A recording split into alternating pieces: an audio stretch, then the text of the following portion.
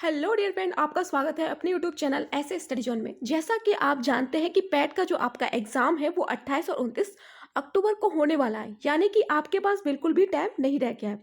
चलिए यहाँ पर हम पैट से ही रिलेटेड जो कि 5 क्वेश्चंस वो हिस्ट्री से पूछे जाते हैं वो हम यहाँ पर डिस्कशन करेंगे और आपके लिए मोस्ट इंपॉर्टेंट साबित होंगे। अगर आपको ये वीडियो पसंद आता है तो प्लीज़ हमारे चैनल को सब्सक्राइब करना और लाइक करना बिल्कुल ना भूलें। चलिए पहला क्वेश्चन देख लेते हैं। ऋग वैदिक काल में आर्यों का मुख्य व्यवसाय क्या था? तो ऋग वैदिक काल में यहाँ पर पूछा गया है कि आर्यों का जो व्यवसाय था वो मुख्य रूप से क्या था। तो वैसे तो वो मुख्य रूप से दो व्यवसाय करते थे, एक था खेती और दूसरा था पशुपालन। ठीक है, इन दोनों को करते थे, लेकिन उनका मुख्य व्यवसाय था वो था पशुपालन। पशुपालन को वो ज़्यादा महत्व देते थे क्योंकि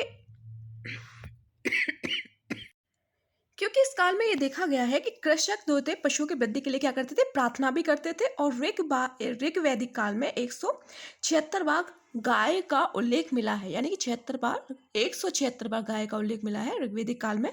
तो इसलिए यहाँ का जो मुख्य व्यवसाय था वो था पशुपालन। नेक्स्ट क्वेश्चन देख लेते हैं। बिंबिसार के बाद कौन सा उत्तराधिकारी बना? तो बिंबिसार के बाद कौन बना था? तो बिंबिसार का जो पुत्र था अजातशत्रु, तो उसको बनाया गया था उत्तराधिकारी। मराठी योद्धा शिवाजी के पिताजी कौन थे? तो शिवाजी के जो पिताजी थे वो कौन थे? तो उनका नाम था शाहाजी। ठीक है, क्या नाम था? शाहाजी। तो शिवाजी के पिताजी शाहाजी थे। शाहाजी के भोसले एक शक्तिशाली सम्मानित सामंत थे। ठीक है, कौन थे? सामंत। शाहाजी नाम था उनका शिवाजी के पिताजी का। 1857 के विद्रोह के दौरान भारत का गवर्नर जनरल कौन था?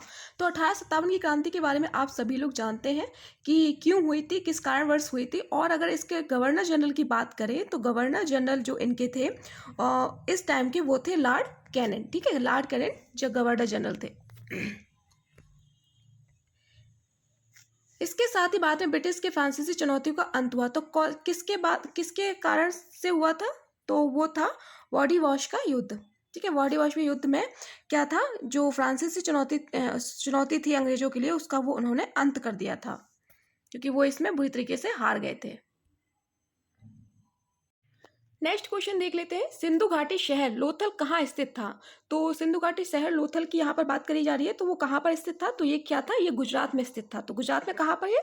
गुजरात में अहमदाबाद के जिले के भोगवा नदी के किनारे यहाँ जो ये था स्थित था। अगर लोथल की बात करें तो यहाँ पर जो अवशेष मिले थे उसमें मुख्य रूप से जो आपका क्वेश्चन पूछा जाता है वो है चावल। तो चावल उपजाने के अवशेष यहाँ पर पाए गए थे।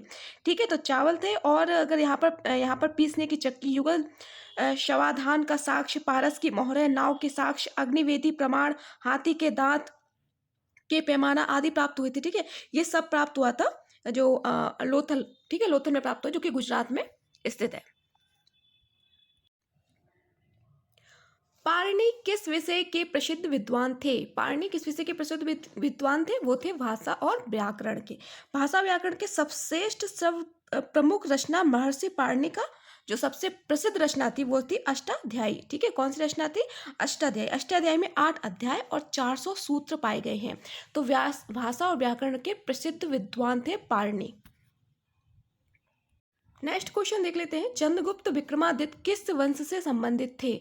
तो इनके वंश के बारे में पूछा जाए तो ये थे, जो इनका वंश था वो था गुप्त वंश। अगर हम इनके बारे में थोड़ा सा जान लें तो ये सबसे बड़ी बात है कि चंद्रगुप्त द्वितीय को ही विक्रमादित्य भी कहा जाता था। ठीक है, और इन्हीं के राज्य में जो आए थे जो आया था वो थे फायान। ठीक है, फायान जो थे वो इन्हीं के शासनकाल में आए थे। जो चीनी यात्री था फायान, वो इन्हीं के शासनकाल में आया था, चंद्रगुप्त विक्रमादित्य के शासनकाल में। नेक्स्ट क्वेश्चन देख लेते हैं। संतलत कालीन सुल्तानों में से किसे इक्तादारी प्रथा चलाई थी? तो कौन से सुल्तान थे? तो उनका जो नाम था वो था इल्तुतमिश। इल्तुतमिश थे जिन्होंने जो इक्तादारी प्रथा थी वो चलाई थी। अच्छा, इक्तादारी होती थी क्या थी? इसमें ये होता था कि इसमें भूमि के क्षेत्र को प्रदान किया, एक भूमि का क्षेत्र होता था उसको दे दिया जाता था।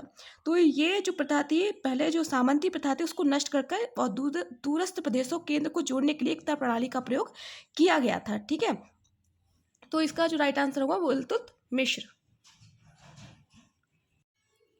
नेक्स्ट क्वेश्चन, वह गवर्नर जनरल कौन था जिसने भारतीय शासन के साथ सहायक मैत्री की नीति को निरूपण किया था, नीति को अपनाया था? तो वो कौन था?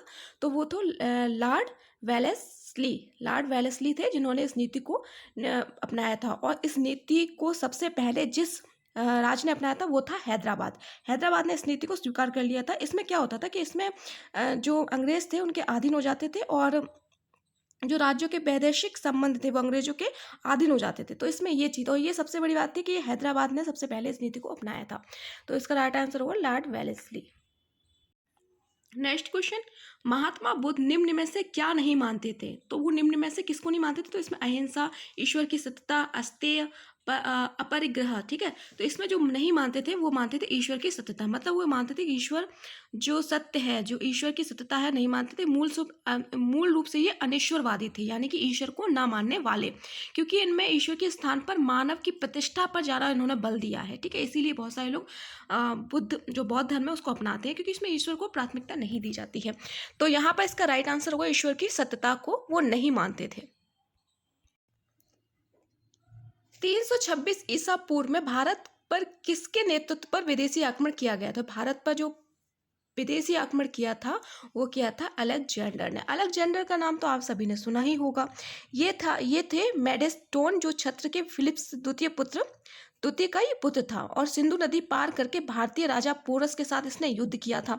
इस युद्ध में पोरस को पराजित हुए, और इस युद्ध में विस्तताज के युद्ध को ही नाम से भी जाना जाता है, ठीक है। जो हाइडेस पीस थी उसके युद्ध से नाम से भी इसको जाना जाता है। तो अलेक्जेंडर ने जो विदेशी आक्रमण सबसे पहले किया था 326 ईसा पूर्व में। सूफी आंदोलन का संबंध निम्न में से किस धर्म से है? सूफी आंदोलन, ठीक है। तो इसका जो है वो है इस्लाम धर्म से। तो ये इस्लाम धर्म से जोड़ा जा सकता है, क्योंकि इसमें सूफी शब्द का उल्लेख हुआ है। तो ये क्यों था? तो सूफी आंदोलन इस्लाम धर्म से संबंधित है।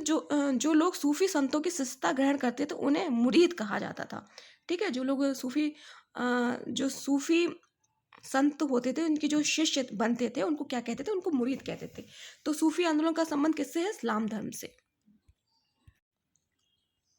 लॉर्ड विलियम वेटिंग भारत का गवर्नर जनरल किस चार्टर एक्ट के द्वारा गवर्नर जनरल बनाया गया था? किस चार्टर एक्ट के द्वारा बनाया गया था? तो इसका राइट आंसर होगा चार्टर एक्ट 1833।